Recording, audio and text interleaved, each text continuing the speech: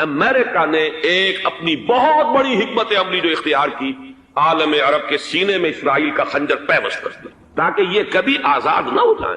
ہمارے انگوٹھے تلے رہے، ہماری پالیسی گورن کرے۔ یہ استعمار کا دوسری جنگ عظیم کے بعد جہاں برطانوی استعمار، فرانسیسی استعمار رفتہ رفتہ یہ ہٹنے شروع ہوئے، صدر ناصر نے انگریزوں کو اٹھا کر پھینکا میڈیٹرینین میں اور دوسرے جگہوں سے، الجزائر نے آزادی حاصل کی فرانس سے، اطالویوں سے جو ہے لیبیا والوں نے آزادی حاصل کی، یہ ہو گیا، لیکن ایک خنجر پیوست کر دیا گیا اسرائیل کا سینہ عرب۔ اس صورتحال میں ظاہر بات ہے کہ ایک تو بڑی آئیڈیل پوزیشن تھی کہ پورا عالم اسلام متحد ہو، لیکن وہ تو بہت دور کا خواب معلوم ہوتا ہے۔ علامہ اقبال سے بڑا کوئی نقیب نہیں ہے ملت اسلامی کی وحدت کا، ایک ہو مسلم حرم کی پاسبانی کے لیے نیل کے ساحل سے لے کر تا بخاک کاشغر، لیکن انہیں بھی اپنے لیکچرز میں کہنا پڑا کہ اس وقت جو صورتحال ہے پورے عالم اسلام کی ایک وحدت بن جانا تو تقریباً ناممکن نظر آ رہا ہے۔ اگر کسی طرح ایک common wealth of Muslim nations وجود میں آ جائے تو بھی بڑی کامیابی ہوگی، لیکن اس سے بھی پہلے یہ تو زیادہ آسان تھا کہ عالم عرب ایک وحدت کی شکل اختیار کر لے۔ یہ تو ایک قوم ہے، اکثر و بیشتر ایک نسل یا زیادہ دو نسلیں کہتی ہیں، شمالی افریقہ میں بربر نسل بھی ہے، باقی تو سب عرب ہیں۔ یہ پورا عالم ایک نسل، ایک زبان، پورے اتنے رقبے کے اوپر بولے جانے والی ایک زبان، یہ تو ایک ہو جائے۔ افسوس یہ ہے کہ اس کا ایک ہو جانا، ایک شخصیت ابھری تھی جو مذہبی مزاج کی شخصیت تھی، جو دینی مزاج کی حامل شخصیت تھی، اگر اس کی قیادت میں عالم عرب متحد ہو جاتا تو واقعتاً ایک بہت بڑا جو ہے مرحلہ وہ طے ہو جاتا پوری عالمی ملت اسلامیہ کی ایک وحدت اختیار کرنے کا۔ وہ شخصیت تھی شاہ فیصل شہید کی، اور اس لفظ کے ساتھ ہی آپ کے ذہن میں آ گیا ہوگا کیوں انہیں شہید کر دیا گیا، کس نے کیا کرایا، کہاں سے تعلیم حاصل کر کے آیا تھا وہ جس نے شہید کیا شاہ فیصل شہید کو، اس کی گردن پر کون سوار تھی، وہ یہودی لڑکی کے جس کے فوٹو بھی شائع ہوئے، ایک گردن پر اٹھائے کھڑا ہوا شہزادہ اپنی ایک یہودی دوست کو، لڑکی کو، اور وہی ہے کہ جس نے جا کر پستول سے شہید کیا ہے۔ جہاں میں اچھی طرح جان لیجئے، جیسے بارہا میں نے عرض کیا ہے کہ حضرت عمر کو شہید کرنے والا کہنے کو ابو لولو فیروز تھا، لیکن اس کے پیچھے پورا ایرانی نسل پرستی کا جو پورا پس منظر ہے، اسے تو ہر شخص جس کی ذرا بھی نگاہ جو ہے جو صرف منظر کو نہ دیکھ رہی ہو، پس منظر کو بھی دیکھنے والی ہو، وہ تو جان دے گی کہ ابو لولو فیروز ایک فرد کا نام نہیں تھا، وہ ایران کا انتقام تھا عالم عرب سے۔ بالکل اسی طریقے سے یہ امریکی استعمار کا ہتھ کنڈا تھا، اسے محسوس ہوا۔ شاہ فیصل مذہبی مزاج کا شخص یہ ابھر رہا ہے، اور یہ شاہ فیصل کی حکمت عملی کا ذرا آپ اندازہ کیجئے۔ لاہور میں سمٹ کانفرنس ہوئی، اس میں وہ آئے، سب سے ٹاورنگ پرسنالٹی پورے اس وقت عالم اسلام کے اندر شاہ فیصل کی تھی، اور وہ گویا کہ ایک بہت ہی جس کو کہا جائے کہ ایک بہت ایلڈرلی، ایک بزرگانہ ایک شخصیت جو ہے، اور انہوں نے اپنے دولت کے دروازے، عرب میں وہ مشہور تھے کہ نہایت خسیس اور بخیل انسان ہے، اس لیے کہ وہاں وہ خرچ کرتے تھے حساب کتاب کے ساتھ، لیکن ان کے خزانے کھلے ہوئے تھے عالم اسلام کے لیے، ادھر بھی مدد ہے، ادھر بھی مدد ہے، ادھر بھی کام ہو رہا ہے، ادھر بھی کام ہو رہا ہے۔ پھر انہوں نے تیل کا ہتھیار استعمال کر کے ایک دفعہ امریکہ کو دن میں تارے دکھا دیے تھے، لہذا ان کا ہٹایا جانا سین سے یہ امریکی استعمار کے لیے لازم تھا۔ اب لے دے کر رہ گئے کون؟ سیکولر مزاج کے لوگ۔ پہلی اٹیمپٹ جمال عبد الناصر نے کی، ناکام ہو گیا۔ قذافی صاحب نے کوشش کی کہ وہ ان کی جانشینی حاصل کر لے، ناکام ہو گیا۔ اب ایک تیسری شخصیت صدام حسین کی، ملحد ہے، اسلام سے کوئی سروکار نہیں، باس کا فلسفہ سیکولرزم پلس عرب نیشنلزم، یہ اصول ہے، لیکن یہ ہے کہ یہ شخصیت ابو ابھر کر ایسی آئی ہے کہ اس سے اس وقت یہ جان لیجئے، میں امریکہ میں بھی عربوں سے مل کر آیا ہوں، سعودی عرب میں بھی اب میں وہ دیکھ آیا ہوں، نوجوان نسل جو ہے عربوں کی، پورا جو دوسرے عرب ممالک ہے جہاں پر کہ مذہب کا اتنا چرچا ہی نہیں ہے، پورا فلسطینی عرب،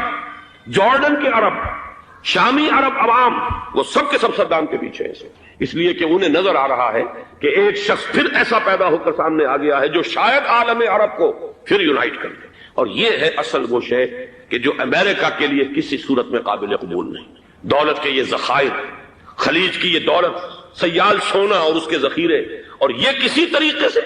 یہ امریکہ کے زیر اثر نہ رہے، یہ ہے وہ شے جو اسے برداشت نہیں ہے۔ وہ کوئی عربوں کی محبت میں نہیں آیا 2.5 لاکھ فوج لے کر، وہ کوئی شاہی عرب جو خاندان ہے سعودی، اس سے اس کی کوئی دلچسپی نہیں ہے، کوئی پتہ نہیں کہ وہ خود ان کو ہٹا دے اور وہاں پر کوئی جمہوری ڈھانچہ جو ہے وہاں پہ کھڑا کروا دے خود امریکہ۔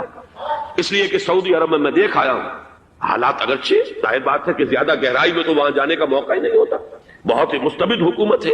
لیکن صاف نظر آ رہا ہے کہ اس وقت دونوں طبقے نوجوانوں کے جو ہے وہ شاہی خاندان کے شدید خلاف ہو چکے ہیں. جو وہاں پر جدید مثقف طبقہ ہے،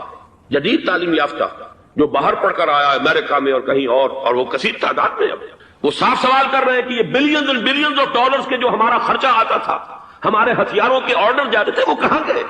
کل 65,000 فوج،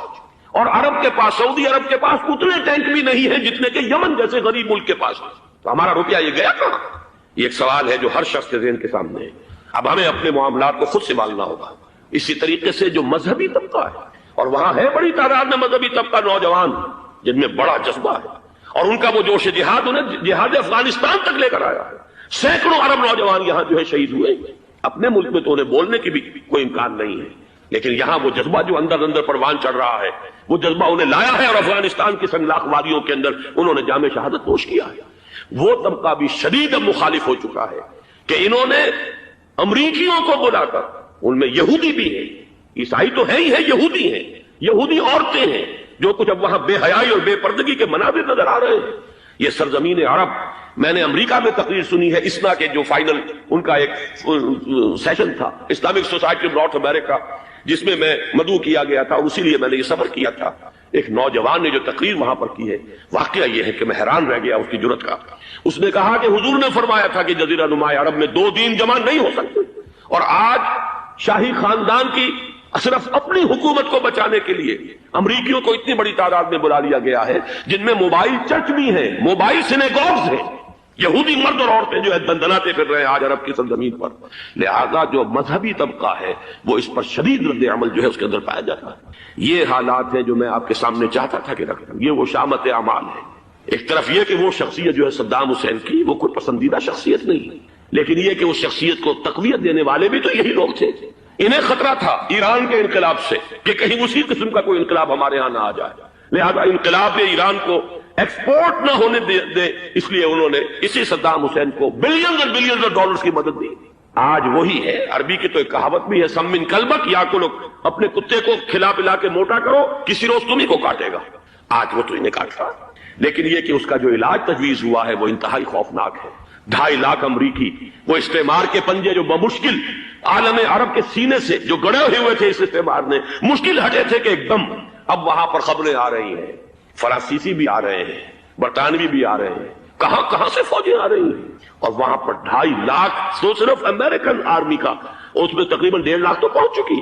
اور جو بھی ہوگا وہاں پر، جیسا کہ میں نے عرض کیا ہے، اس قدر خوفناک سین ہے. میں نے بہت سے حضرات واقف ہوں گے، کئی مرتبہ میں نے حوالہ دیا ہے مولانا سید حامد میاں رحمہ اللہ کا. انہوں نے ایک دفعہ مجھے بتایا تھا کہ احادیث میں جو قرب قیامت کے حالات و واقعات کی پیشن گوئیاں ہیں، ان میں یہ ہے کہ وہ جو آخری جنگ ہونی ہے جو کہ دجال کے خلاف ہوگی مسلمانوں کی، اور جس میں کہ حضرت مسیح علیہ السلام کا نزول ہوگا، جس کے سلسلے میں اس سے پہلے ایک جنگ ہوگی بہت خوفناک، بہت خوفناک. اور عجیب الفاظ ان کے یہ تھے کہ اس میں ایک طرف مسلمان اور عیسائی اور یہودی تینوں ہوں گے. یہ بات سمجھ میں نہیں آتی تھی کہ مسلمان اور یہودی ایک جگہ کیسے جمع ہو سکتے ہیں. آج وہ نقشہ نظر آ گیا. آج اسرائیل، امریکہ